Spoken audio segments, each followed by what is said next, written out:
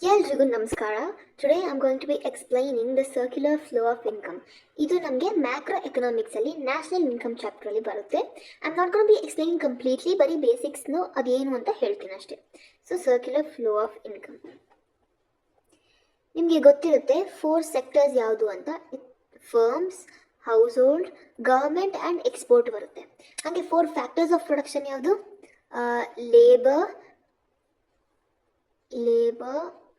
Land, capital, organisation.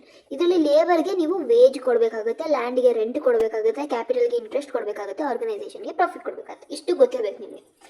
ನಾವು ಇವಾಗ just ಇದು ಅಸಂಪ್ಷನ್ ಬೇಸ್ಡ್ ಚಾರ್ಟ್ ಇದು. ಸೊ ಅಸಂಪ್ಷನಲ್ಲಿ ಏನು ಬರುತ್ತೆ ಅಂದರೆ, ಜಸ್ಟ್ ಥಿಂಕ್ ದಟ್ ಎರಡೇ ಸೆಕ್ಟರ್ ಇದೆ. There is no government or exports or anything, just 2 sector ಬರುತ್ತೆ, firm, household.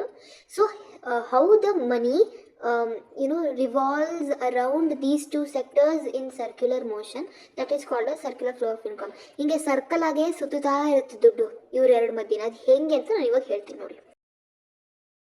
So first house hold ಅವರು ಫರ್ಮಿಗೆ ಫ್ಯಾಕ್ಟರ್ಸ್ ಆಫ್ ಪ್ರೊಡಕ್ಷನ್ ಪ್ರೊವೈಡ್ ಮಾಡ್ತಾರೆ.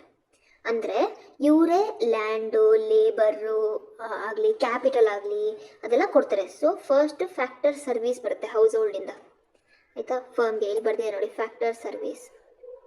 ಸೊ ಇವರಿಂದ ಸರ್ವಿಸ್ ಹೋಗುತ್ತೆ ಇಲ್ಲಿಗೆ. ಆಮೇಲೆ ಫರ್ಮ್ ಅವರು ಇವ್ರು ಸರ್ವಿಸ್ ಕೊಟ್ಟರೆ ಏನು ವಾಪಸ್ ಕೊಡಬೇಕು? ದುಡ್ಡು. ಇವಾಗ ಲೇಬರ್ ಆಗಿದ್ರೆ ವೇಜ್ ಕೊಡಬೇಕಾಗುತ್ತೆ, ಕ್ಯಾಪಿಟಲ್ ಆಗಿದ್ರೆ ಇಂಟ್ರೆಸ್ಟ್ ಕೊಡಬೇಕಾಗುತ್ತೆ. ಹಾಗೆ ಇವರು ವಾಪಸ್ ಹೀಗೆ ದುಡ್ಡು ಕೊಡ್ತಾರೆ. ಇಲ್ಲಿ ಬರ್ದಿ ನೋಡಿ, ಫ್ಯಾಕ್ಟರ್ ಪೇಮೆಂಟ್. ಸೊ ಕಾಸು ವಾಪಸ್ ಕೊಡೋದು ಸೆಕೆಂಡ್ ಸ್ಟೆಪ್ ಆಗುತ್ತೆ, factor payment.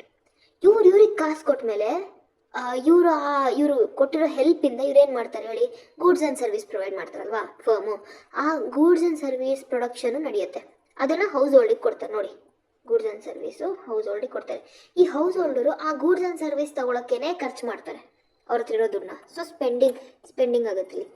So first house ಹೋಲ್ಡಿಂದ ಫರ್ಮಿಗೆ ಒಂದು ಹೆಲ್ಪ್ ಹೋಗಿರುತ್ತೆ, ವಿಚ್ ಈಸ್ ಪ್ರೊಡಕ್ಷನ್ ಟೈಮಲ್ಲಿ. ಈ ಫರ್ಮ್ ಅವರು ಇವರಿಗೆ ಅದಕ್ಕೆ ದುಡ್ಡು ಕೊಡ್ತಾರೆ.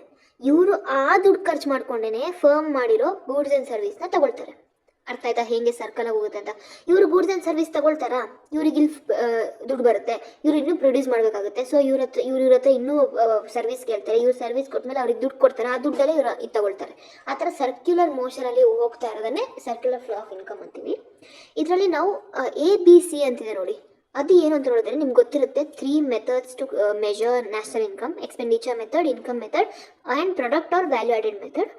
ಇವಾಗ ಅದನ್ನು 3ನ ಹೆಂಗೆ ಇದರಲ್ಲಿ ನೋಡೋದು ಅಂತಿದ್ರೆ ನೋಡಿ, ಎ ಎಲ್ಲಿದೆ? ಸ್ಪೆಂಡಿಂಗಲ್ಲಿದೆ. ಸ್ಪೆಂಡಿಂಗ್ ಅಂದ್ರೇನು? ಎಕ್ಸ್ಪೆಂಡಿಚರ್. ಸೊ ಇಲ್ಲಿ ನಾವು ಎಲ್ಲ ವ್ಯಾಲ್ಯೂನ ಆ್ಯಡ್ ಮಾಡಿದ್ರೆ ನಾವು ಎಕ್ಸ್ಪೆಂಡಿಚರ್ ಮೆಥಡ್ ನೋಡ್ಕೋಬೋದು.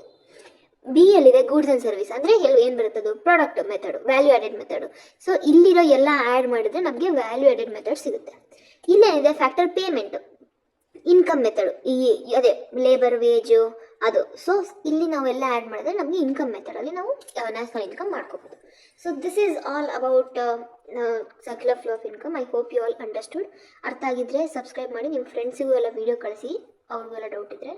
This is Shri signing off. Bye.